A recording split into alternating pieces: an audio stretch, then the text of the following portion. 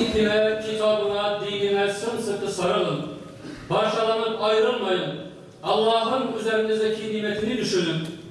Bir şifa, insanlara bir yol gösterici ve rahmet olan Allah'ın kelamı Kur'an-ı Kerim ile söze başlamak için Kozluk Anadolu İmam Hatip Lisesi öğrencilerinden Bilal Alper'i huzurlarına davet ediyorum.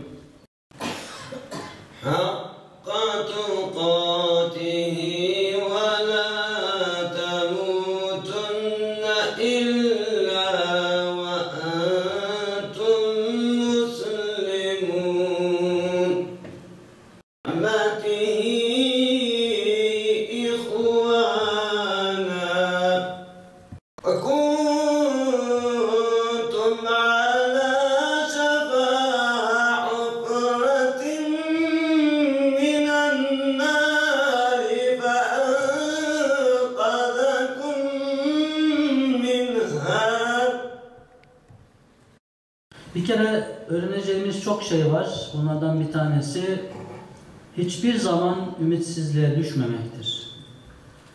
Ecdadımız çünkü ümitsizliğe düşseydi eğer o savaşı kesinlikle kazanamazdı. Ve ümitsiz olmadığı için de bu savaşta, ölüm kalım savaşında başarılı oldu. Ecdadımız bunu birlik ve beraberlik içerisinde yaptı. Ve tek yumruk bir arada vurarak o şekilde bu zaferi kazandılar. Aynı zamanda savaşta silahlar önemlidir, bunu biliyoruz. Ama komutanlar da önemlidir, bunu da biliyoruz. Ama daha da önemlisi nedir? Maneviyattır. O insanları bir araya getiren, o ölüm kalım savaşını hep birlikte kazandıran ruhun asıl noktası iman noktasıdır. Ona inanma noktasıdır ve aynı zamanda da Allah'a iman noktasıdır. Orada çok genç neslimizi kaybettik, gençlerimizi kaybettik.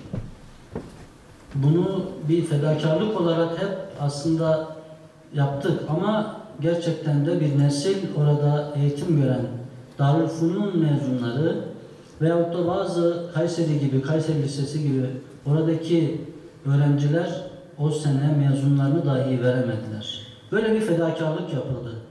Onun için de bugünkü gençliğimize de bu fedakarlığın ne olduğunu çok iyi bir şekilde anlatmamız ve onu iyi bir şekilde yaşatmamız lazım. Gelişmiş ülkeler kendi nesillerine kendileriyle alakalı şeyleri en güzel bir şekilde anlattılarsa bize bu olayı, bu tarihi olayı en güzel bir şekilde anlatıp geleceğe nasıl bakacağımıza da iyi bir şekilde karar vermek durumundayız. Kalk ey ümmet! Yönü değişmeli sana gelen bu senin. Mazluma kalkmaz senin dualı elin. Susmasın artık ne olur mübarek dilin. Bari kalben buğz eyle ey ümmet! ile baş başa bırakıyoruz.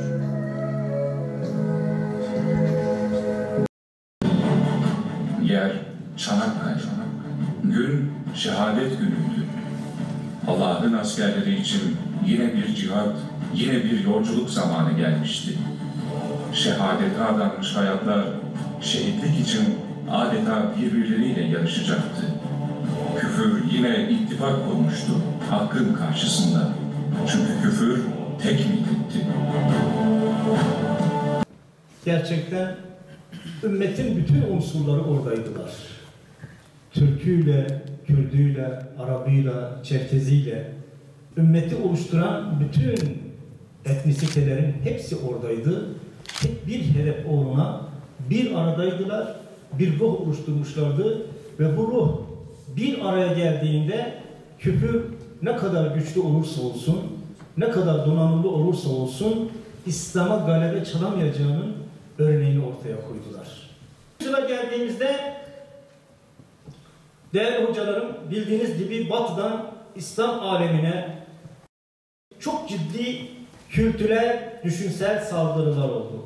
Batı aydınlanma sonrasında Rönesans ve Reform hareketlerinden sonra özellikle aydınlanma felsefesinden sonra pozitivizm, materyalizm çok güçlendi. Ve bu düşünceleri İslam alemine ihraç etmeye başladılar. İşte bu ihraç esnasında milliyetçilik dalgası da bununla birlikte yeniden İslam ümmetinin içerisine girdi. Ve ümmeti adeta parça parça etti. Böldü. Bunu Avrupa İslam alemine ihraç ederken kendisi ise yeni birlikler, Avrupa Birliği gibi büyük birlikler oluşturmaya çalıştı. Ama bizim aramızda ise küçük bölünmeyi beraberinde getiren şeyler getirdi. Bugün aynı fitneyi tekrar yürütmeye çalışıyorlar. Bu yetmiyor. Nerede kaşınacak bir yer varsa onu kaşıyorlar. Etnisiteden hareket ediyorlar. O yetmiyor. Ne yapıyorlar? Bu sefer mezhep taassubundan, mezhepten giriyorlar. O yetmiyor, cemaatten giriyorlar. O yetmiyor, başka bir şey ortaya koyuyorlar. Peki bütün bunlar karşısında hep edilgen mi olacağız? Hep onlar bir şey yapacak, hep biz onun tesirinde kalan, onun etkisinde kalan insanlar mı olacağız? Bizim bir şeyler yapmamız lazım.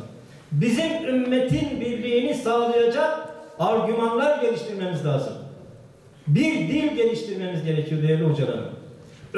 Batı karşısında biz birliğimizi kurmazsak Çanakkale'de olduğu gibi Türküyle, Kürdüyle, Arabıyla bir birlik oluşturmazsak yine bizi örneklerde olduğu gibi Irak'ta, Suriye'de görüldüğü gibi ya etnisiteden, ya mezhepten ya da başka bir şeyden parça parça edip yokmak isteyecekler. İşte bütün bunlar karşısında Yüce Allah'ın ayet-i kerimede buyurduğu gibi وَاَعْتَصِمُوا بِحَبْلِ اللّٰهِ جَمِيعًا وَلَا تَفَرَّقُوا وَاذْكُرُوا نِعْمَةَ اللّٰهِ عَلَيْكُمْ اِذْ كُنْتُمْ اَعْدَاءً فَأَلَّفَ بَيْنَ قُلُوبِكُمْ فَأَصْبَحْتُمْ بِنِعْمَتِهِ اِخْوَانًا وَكُنْتُمْ عَلَى شَفَا حُفْرَةٍ مِنَ النَّارِ diye devam eden ayet-i kerimeler.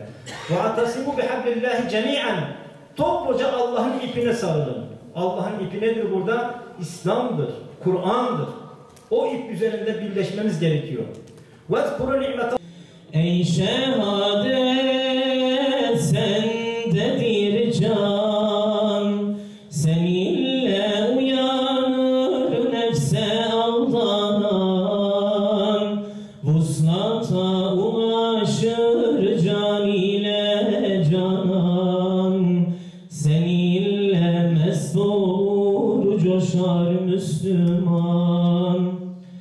Şehadet bir burak Rabbe götüren, şehadet bir toprak güller bitiren, şehadet bir yaprak kutlu serüven, şehadet bir yaprak kutlu serüven. اللهم ربنا يا ربنا تقبل منا إنك أنت السميع العليم. ربنا آتنا في الدنيا حسنة وفي الآخرة حسنة وقنا عذاب النار. Bereket ve inayetinle mağdur eyle. Ehli imana, bilad-ı İslam'a huzur, emniyet ve güven ihsan eyle. Allah'ım, dünyanın neresinde olursa olsun ezilen, açlık, kıtlık ve sefalet çeken mazlumlara ve biçarelere yardım eyle.